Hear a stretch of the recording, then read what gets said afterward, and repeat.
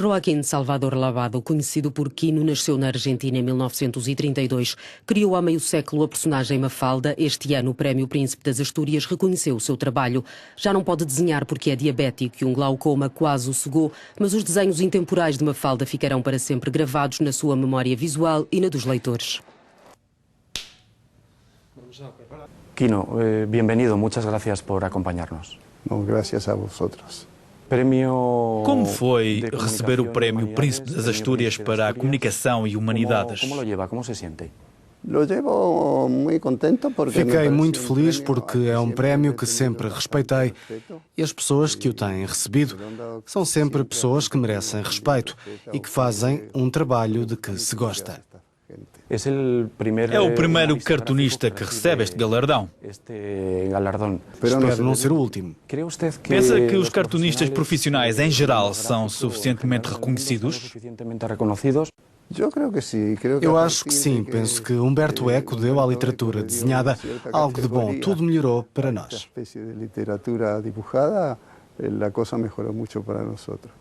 Para onde caminha a sua arte, com as novas tecnologias? Estamos numa transição tecnológica que ninguém sabe como vai acabar. Um pouco como o que acontece com os livros eletrónicos. Temeu-se que a sua criação arrasasse com a edição em papel e não tem sido esse o caso. Por isso, é difícil fazer um prognóstico preciso. Imagina as suas tiras de BD no iPad, tablet, Twitter?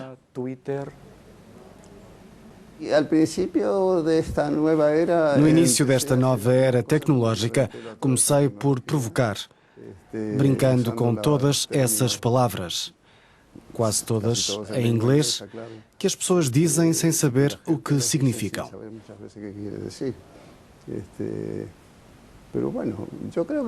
Acho que a tecnologia vai mudar as relações humanas.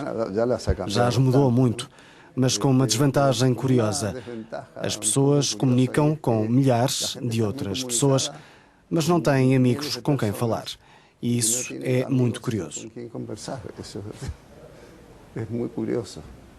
Falemos um pouco da Mafalda, uma das razões que o trouxe às Astúrias. Ela acaba de completar 50 anos. E há uma exposição que há vários meses está a percorrer o mundo. As suas tiras de BD, os seus pensamentos assumiram um significado importante.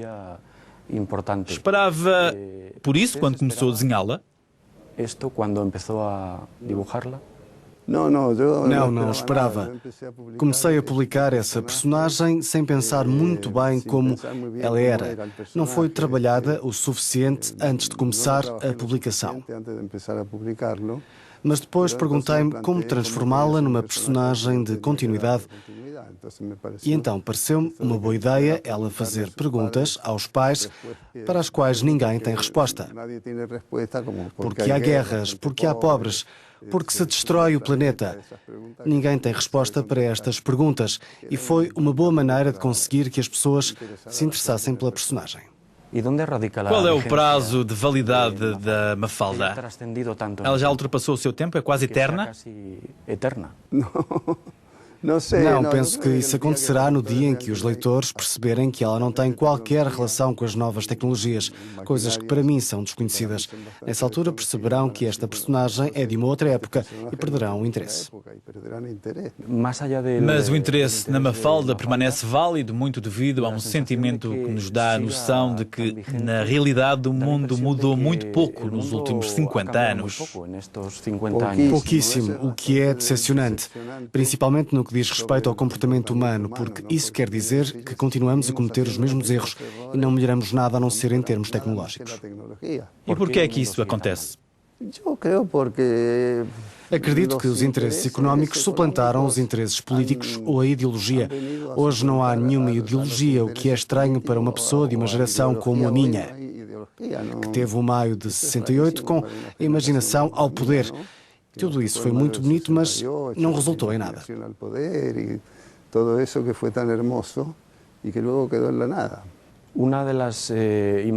Uma das imagens que tenho sempre em mente é a da Mafalda não gostar da sopa.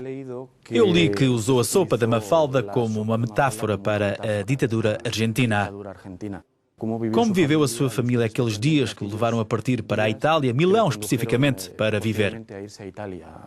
A Milán, concretamente, a vivir. Vivemos como todos os nossos compatriotas, muito mal. Ter que abandonar o país é angustiante. Perde-se o contacto com amigos, familiares, entes queridos. Contacto com amigos, parientes, seres queridos. Hoje, no mundo, a migração é algo normal. Não é preciso explicar a ninguém o que isso significa. Como avalia a evolução da América Latina nos últimos anos?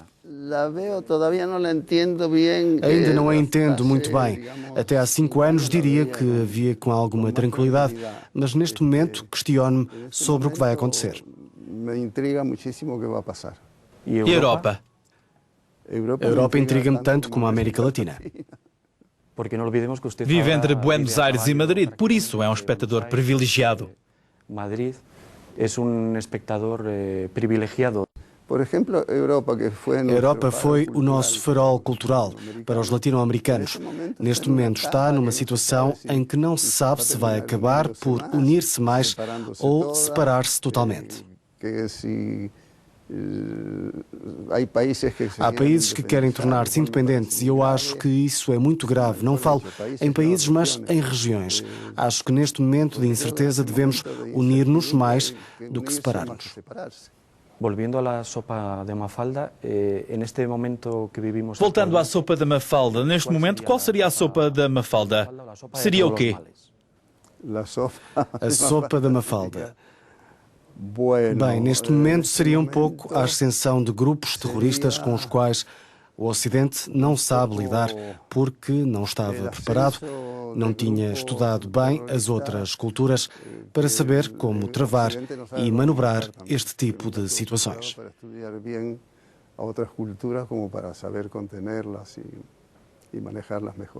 Como é que o Quino vê o mundo?